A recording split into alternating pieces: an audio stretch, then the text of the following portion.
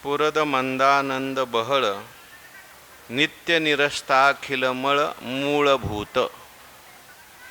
भगवंताच्या कृपेने सर्व संतांच्या आशीर्वादाने पुण्यसलीला इंद्रायणी मातेच्या पावन तीरावर संजीवन समाधिस्थ ज्ञानोबारायांच्या या पवित्र अशा अलंकापूर नगरीमध्ये सद्गुरू जोग महाराज वारकरी शिक्षण संस्था यांच्या माध्यमातून सुरू असलेला आपला नित्याचा ज्ञानेश्वरी सेवा सेवेकरता उपस्थित माऊली स्वरूप असणारे सर्व भाविक भक्त श्रोते सज्जन आणि माता भगिनी सर्वांच्या चरणी वंदन करून आपण सर्वांनी मिळून ही चिंतन सेवा करायची. भगवान श्रीकृष्ण परमात्मा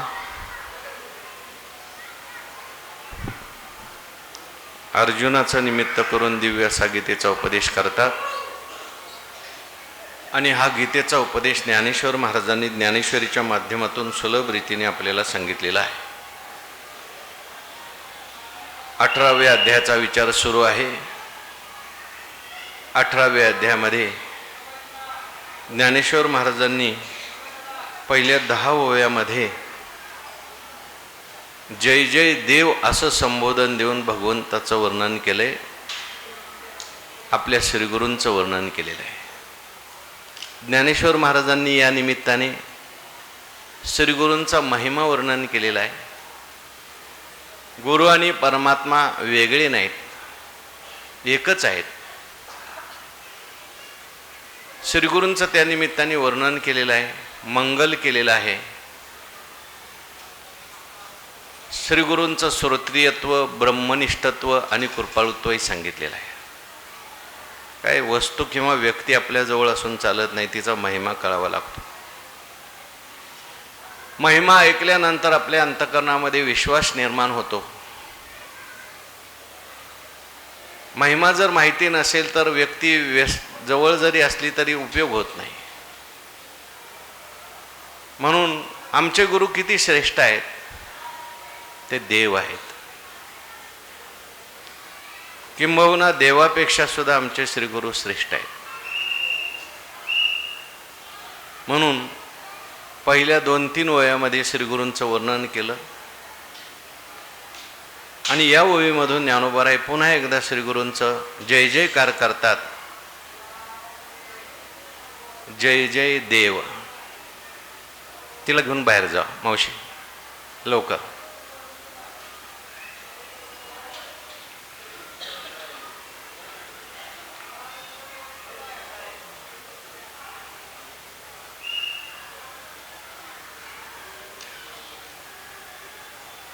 जय जय देव निष्कळ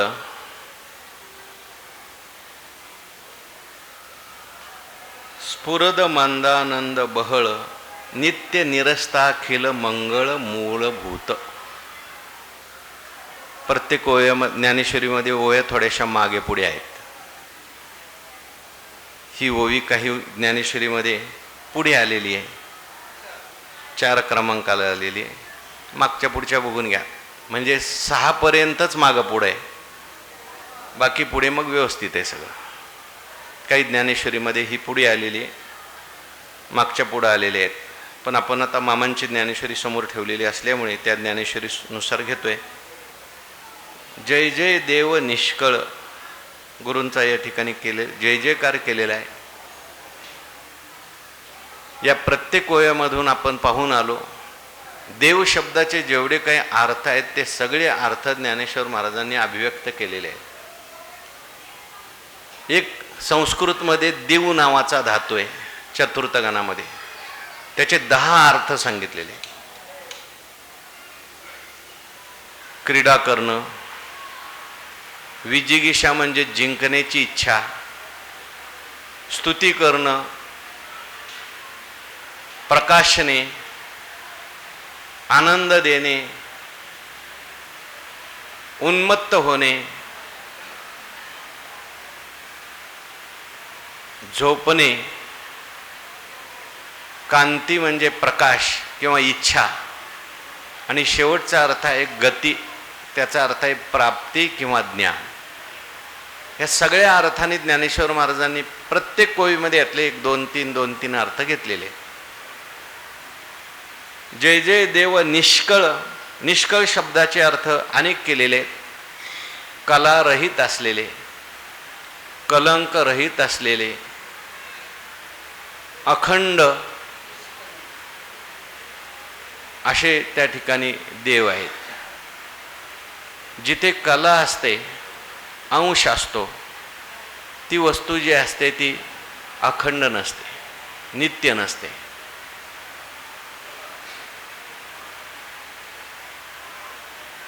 परमात्मा जसा कलातीत आहे तसे संत सुद्धा कलातीत आहेत. दत्तात्रय महाराजांनी चंद्राला गुरु केलं. चंद्राच्या ठिकाणी पौर्णिमेपासून ते अमावस्येपर्यंत वेगवेगळ्या कला दिसतात, पण अनेक जरी कला दिसल्या तरी सुद्धा चंद्र एक अखंड जसाच्या तसाच आहे. या कला आपल्याला पृथ्वीच्या सावलीमुळे दिसतात. चंद्रामध्ये कला नाहीत, तसा आत्मा जो आहे तो अखंड आहे, व्यापक आहे, नित्य आहे. आणि त्या परमात्मा स्वरूप श्रीगुरु झालेले असल्यामुळे श्रीगुरु सुद्धा निष्कळ आहे. जय जय देव निष्कळ, स्फुरद अमंद आनंद बहळ. श्रीगुरु जे आहेत ते आनंद रूप आहे, पण त्यांचा आनंद कसा आहे? आपल्यासारखा नाही. आपला आनंद येणारा जाणारा आनंद आहे. आता मनुष्य आनंदी असतो की थोड्या वेळाने मनुष्य लगेच दुःखी होतो. एखादा विषय प्राप्त झाला की मनुष्य आनंदी होतो. अनुकूल विषय भेटला की अनुकूल वेदनियम सुखम, प्रतिकूल वेदनियम दुःखम, असा आपला आनंद आहे. येणारा जाणारा आनंद आहे. अमुक भेटलं तरच आनंद, तमुक भेटलं तरच आनंद. परंतु संतांचा जो आनंद आहे तो मात्र निरीतिशय आनंद आहे. म्हणून शब्द वापरलाय स्फुरद, अमंद, आनंद आणि बहळ. स्फुरद शब्दाचा अर्थ आहे प्रगट किंवा प्रकाशरूप आनंद आहे. ज्ञानरूप तो आनंद आहे. त्या आनंदाचं नेहमी स्फुरण त्यांना होतं. आनंद आहे, प्रत्येकाजवळ आनंद आहे. तैसा हृदयामध्ये मी रामू, असता सर्व सुखाचा आरामू, की भ्रांताशी कामू विषयावर. जीव हा आनंद स्वरूपच आहे, जीव हा सुख स्वरूपच आहे. पण असं असताना सुद्धा त्याला आनंद मिळत नाही कायम. वास्तविक पाहता आनंदावरच तो जगतो. आनंदा देवइमानी खलू भूतानी जायन्ते. आनंदावर सगळे जगतात. आनंद जर माणसाच्या जीवनात नसता तर मनुष्य जगला नसता.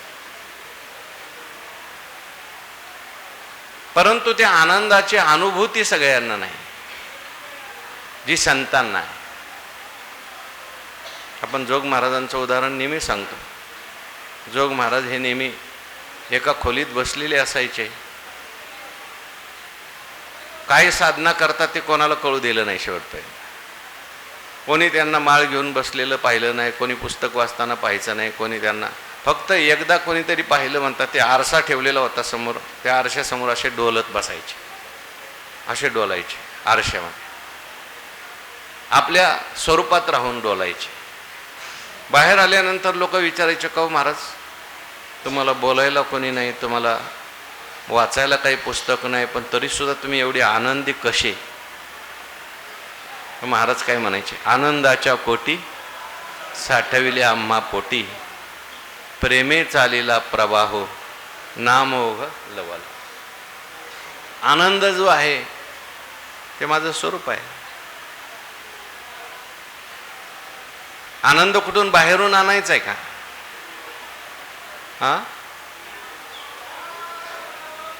हो. आनंद हे जीवाचं स्वरूप आहे. अशा किती वव्या सांगू तुम्हाला ज्ञानेश्वरीत. जीव हा आनंद रूप आहे. जीव हा परमानंद स्वरूप आहे. जीव हा सुखरूप आहे.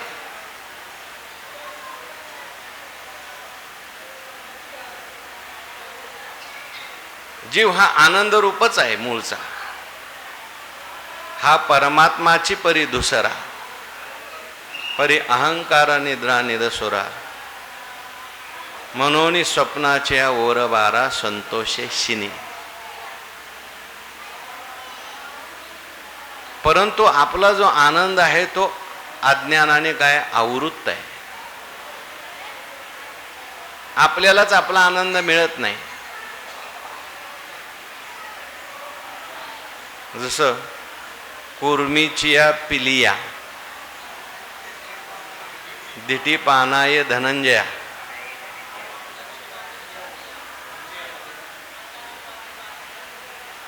आकाश वाहे बापिया घरचे पाणी. जोपर्यंत त्याची दृष्टादृष्ट आहे तोपर्यंत त्या ठिकाणी त्याला आनंद आहे. पण एकदा का ते चुकलं मग त्याला चिखल खावा लागतो, मरत ते. तसं जीव जो आहे तो आनंद रूप आहे, परंतु आनंद रूप असताना सुद्धा आनंदाची त्याला ओळख नाही. अज्ञानामुळे त्याला आपल्या स्वरूपाचा विसर पडतो. विसर पडल्यानंतर मग मी देह आहे, मला हे पाहिजे, मला ते पाहिजे, मला अमुक मिळालं तर सुख, मला तमुक मिळालं तर सुख, लोक शांत राहिले तरच मला सुख.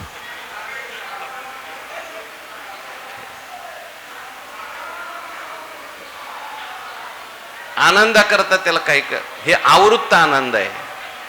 मग श्री गुरु काय करतात, त्याला उपदेश करतात, त्याच्यावर कृपा करतात आणि तो जो आनंद अनावृत्त होता तो काय आवृत्त होता तो अनावृत्त करतात.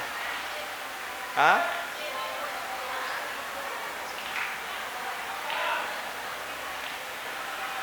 म्हणून अशा प्रकारे जो आनंद आहे, संतांचा आनंद कसा आहे त्याचं वर्णन केलंय. स्फुरद अमंद आनंद बहळ, त्यांचा आनंद सारखा स्फुरद आहे. हा त्याच्यानंतर आहे हो, त्यांचा आनंद कसा आहे, स्फुरद आहे, स्फुरद रूप आनंद, म्हणजे सारखा आनंद प्रगट असतो.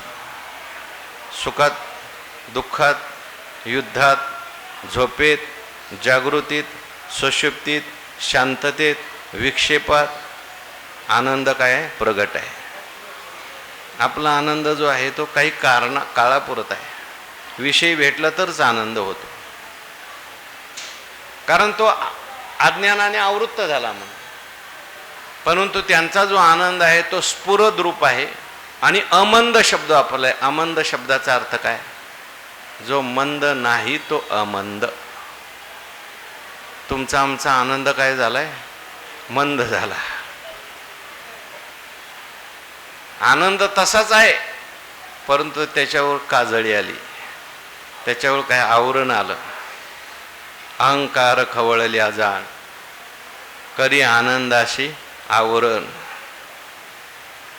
त्या ठिकाणी जीव आनंद स्वरूप आहे, परंतु त्याच्यावरती हे अज्ञान एक रूढे,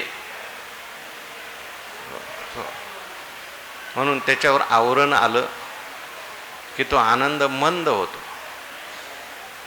वृत्तीतला जो आनंद आहे तो मंद आनंद आहे. त्या ठिकाणी विषयाचा जो आनंद आहे तो कसा आहे, मंद आनंद आहे. संतांच्या जवळचा जो आनंद आहे तो वृत्तीचा आनंद नाही, कुठल्याही विषयाने ते आनंद.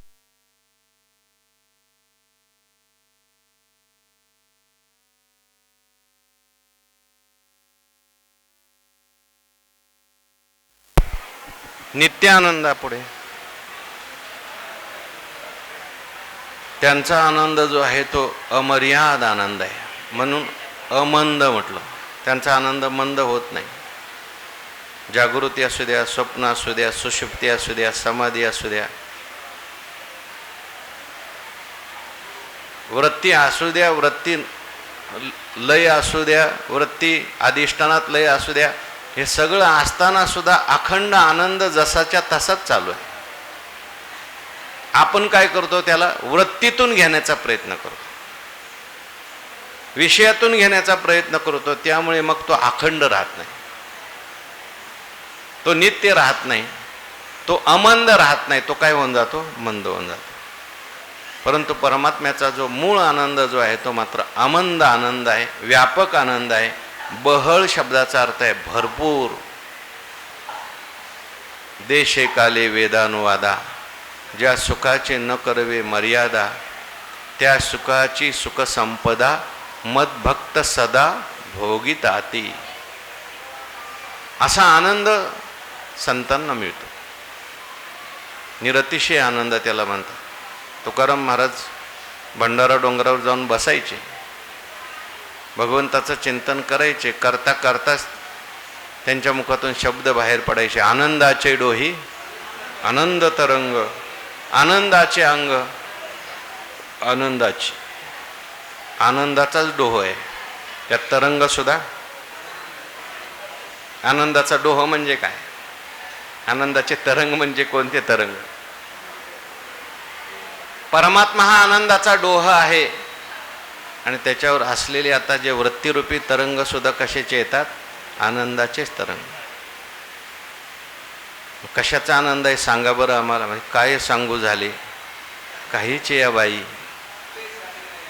पुढे चाले नाही आवडीची. अहो तुकाराम महाराजांचा अभंग चाललाय, आनंदाचे डोही आनंद तरंग. हा तुकाराम महाराजचा पूर्ण करा ना पहिला.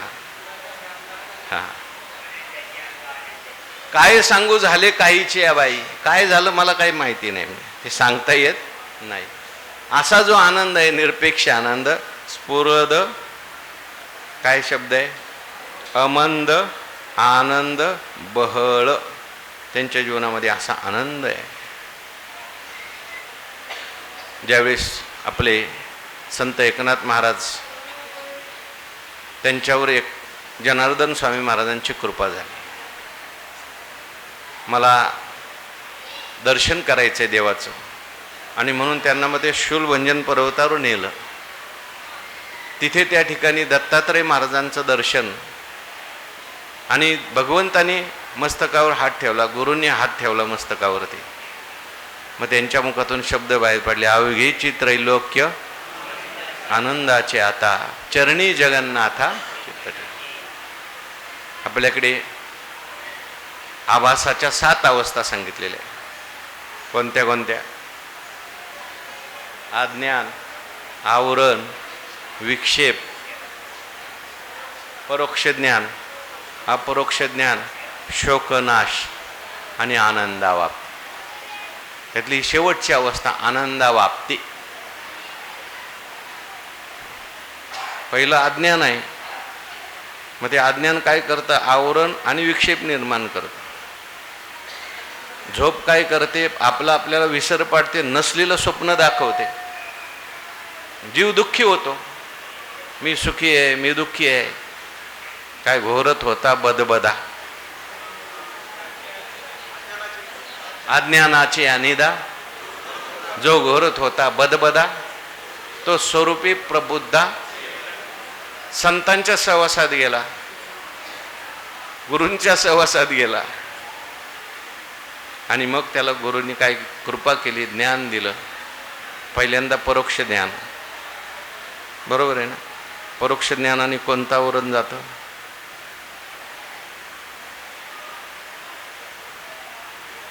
दोन आवरण असतात, एक असत्वपादक आणि अभानापादक. ते परोक्ष ज्ञान झालं की असत्वपादक आवरण जातं. असत्वपादक आवरण म्हणजे देव आहे का नाही मला माहितीच नाही. श्रवण केलं मग म्हणतो हाय देव आहे बरं का, देव आहे बरं का. पण असत्वपादक आवरण जरी गेलं तरी अजून अभानापादक आवरण राहिलंय. देव आहे पण कुठं आहे, मला काय त्याचा अनुभव आला नाही. मग गुरु त्या ठिकाणी सांगतात, अगोदर गुरु परोक्ष वाक्य सांगतात, श्रवण करायला लावतात, आणि नंतर महावाक्याचा उपदेश करतात. तत्वमसी श्वेतकेतो, अरे ते ब्रह्म तूच आहेस. आणि मग अधिकारी जर असेल तर तुका म्हणे कानी ऐकली मात, तोची झाला घात जीवपणा.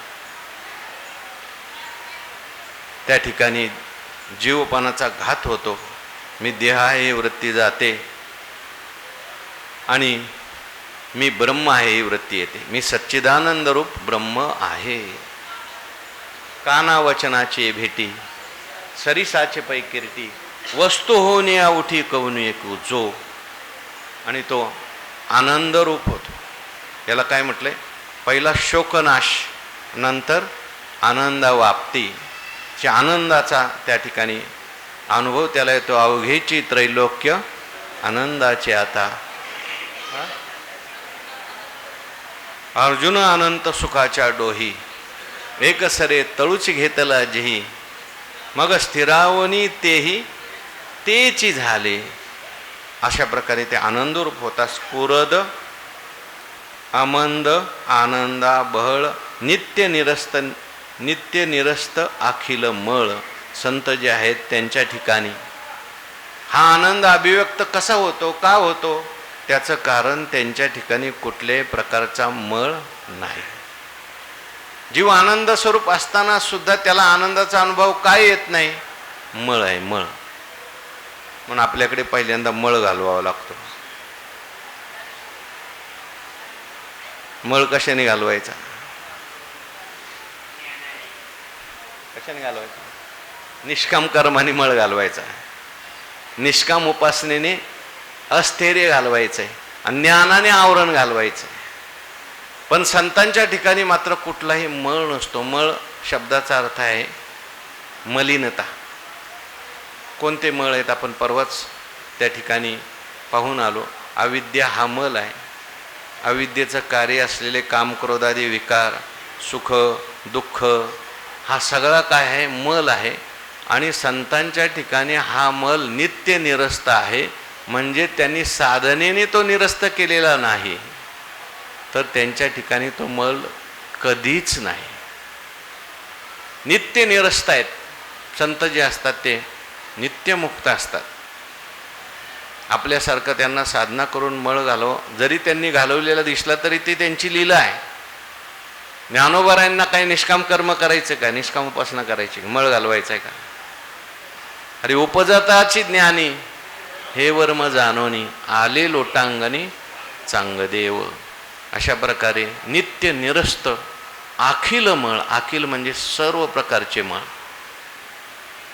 काम क्रोध लोभ त्रिविध ताप, सुख दुःख, अज्ञान अविद्या अस्मिता रागद्वेष, हे सगळे मल जे आहेत, हे सगळे मल जे आहेत त्यांचं नित्य निरस्त अखिल मळ मूळभूत. संत जे आहेत ते काय आहेत? सगळ्यांचं मूळ आहेत. मूळ शब्दाचा अर्थ आहे कारण. सगळ्यांचं अधिष्ठान परमात्मा आहे. आणि त्या परमात्म्याशी एकरूप झालेले असल्यामुळे संत सुद्धा सगळ्यांचं काय आहेत? मूळ आहेत, मूळभूत. जे कारण असतं त्याची व्याप्ती कशामध्ये असते? कार्यामध्ये असते. सर्वत्र ते कारण त्या ठिकाणी व्यापलेलं असतं. म्हणून संत जे आहेत ते सर्वामध्ये व्याप्त आहेत. जसा परमात्मा सगळीकडे आहेत तसेच निवृत्तीनाथ महाराज मूळ आमचे आहेत. निवृत्तीनाथ महाराज त्या ठिकाणी सगळ्या जगामध्ये व्याप्त आहेत. ज्ञानेश्वर महाराजांनी ज्ञानेश्वरीमध्ये निवृत्तीनाथ महाराजांना खूप व्यापक असं म्हटलेलं आहे. माझ्या आत सुद्धा निवृत्तीनाथ महाराज आहेत, बाहेरसुद्धा निवृत्तीनाथ महाराज आहेत, नवे नवे सर्व जगात निवृत्तीनाथ महाराज आहे. तो सर्वोपकारी समर्थू सद्गुरु श्री निवृत्तीनाथू, रहाट तसे मजही आतू रिघोनिया. आता विश्वात्मक हा माझा स्वामी श्री निवृत्ती राजा. रोज आपली ओवी येते, वेगळी सांगा एखादी. निवृत्तीनाथ महाराज व्यापक आहेत, आमचे सद्गुरू व्यापक आहेत. अशा पद्धतीने मूळभूत ते आहेत हे या ओवीमध्ये वर्णन केलं. आता पुढे जय जय देव स्वप्रभ ही ओवी आहे मामांच्या ज्ञानेश्वरीमध्ये. तुमच्या ज्ञानेश्वरीत मागे पुढे असेल तर तिथे पाहून घ्या. जय जय देव स्वप्रभ, बरोबर आहे ना? जगदंबुद गर्भ नभ भोनो भुवनोद्भवारंभस्तंभ भवध्वंस. पहिलं म्हणायला शिकायच्या ओव्या, नंतर ऐकायचे. लोक म्हणतात का एका माणसाला विचारलं का तुम्ही ज्ञानेश्वरी वाचता का? नाही ज्ञानेश्वरी वाचता आली तर कमीत कमी 18वा अध्याय तरी वाचा. ती म्हटली घेतली वाचायला हो, पण ती संस्कृतमध्ये आहे म्हटली. आणि पहिल्या 10 ओव्या चांगला मराठी वाचणारा असला तर त्याला वाचता येणार नाही. सोपं नाही. मग ते अर्थ लावून पुढची गोष्ट आहे. ज्ञानोबारायांनी आपल्या श्रीगुरूंचं वर्णन केलं आणि श्रीगुरूंचं वर्णन करत असताना ज्ञानोबारायांची जी प्रतिभा आहे त्याशी पुढे ज्ञानोबारायांनी वर्णन केलंय. जसा देखोनी आपला कुमरू, समुद्राला जसं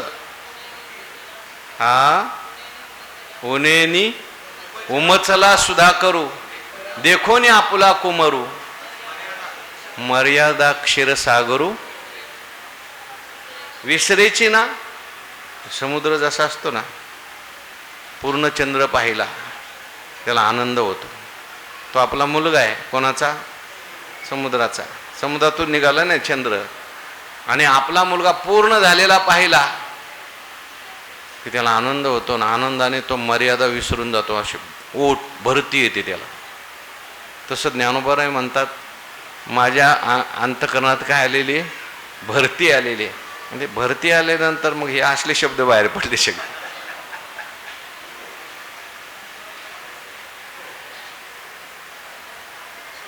जय जय देव स्वप्रभ.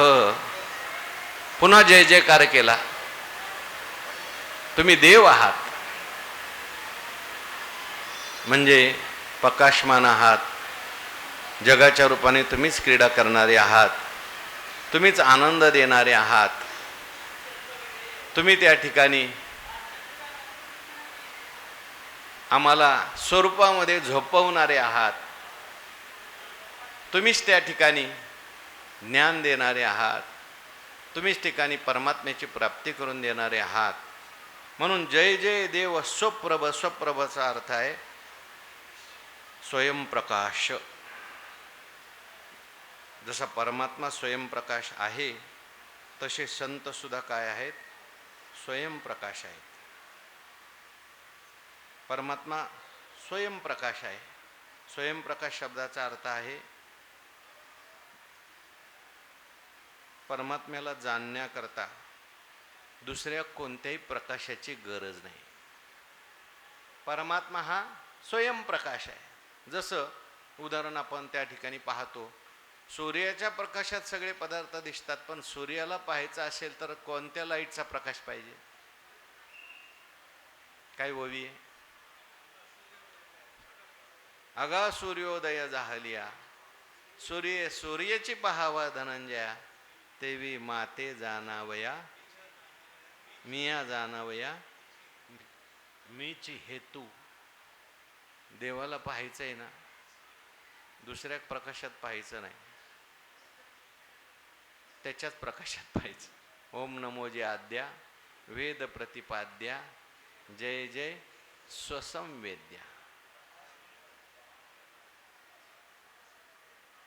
त्याला जाणायचंय. कसं जाणायचंय? तो आद्य आहे. तो वेदाने त्या ठिकाणी प्रतिपादन केलेलं आहे. वेदाने त्याचं प्रतिपादन केलेलं आहे. काय प्रतिपादन केलंय? तो आद्य आहे. सगळ्या जगाचं कारण आहे. कार्यरूपाने तोच आहे. जगाचं कारणही तोच आहे. परंतु हे वेदाच्या द्वारे जाणणं आहे, हे सुद्धा एक मर्यादेपर्यंतच जाणणं आहे बरं. वेद सुद्धा परमात्म्याचं स्वरूप आपल्याला सांगत नाही. वेद काय करतो? फक्त आवरण भंगाचं काम करतो. शब्द काय करतो? आवरण भंगाचं काम करतो. काय? बाप उपयोगी वस्तू शब्दू स्मरणदाने प्रसिद्धू. अमूर्ताचा विशद आरसा नव्हे, तो फक्त स्मरण करून देतो, तो दाखवत नाही. शास्त्र काय करतात? आगवीच शास्त्रे अविद्या विनाशाची पात्रे वाचुनी न होती स्वतंत्रे आत्मबोध.